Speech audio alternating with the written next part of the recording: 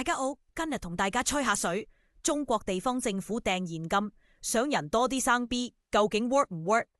首先講個背景先，中國同南韓一樣，生育率直插水。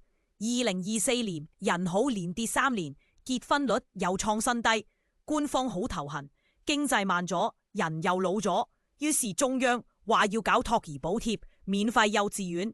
地方政府更加快手，湖北天門、內蒙古呼市紛紛推出生一個派幾萬，生3個派10幾萬計劃，聽落勁吸引。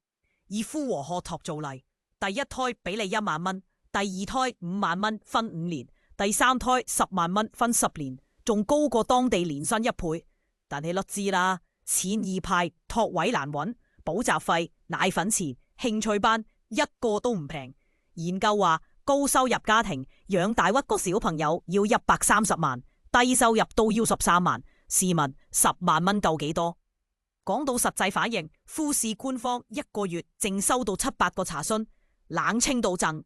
嬰兒用品店嘅劉小姐話：有錢我都想生多個，但係托兒冇位，開支嚇死人。呢啲獎金幫唔到手。29歲準媽咪吳小姐就話：1萬蚊只係錦上添花。第二胎嘅5萬蚊根本唔夠。點解錢唔夠吸引？除咗成本高，仲有文化轉變。50歲嘅郭阿姨話，佢以前為仔女犧牲晒青春，依家做翻自己，瑜伽、旅行樣樣齊，仲同女女講唔好為結婚生仔捨棄快樂，仲聲明唔會幫湊孫。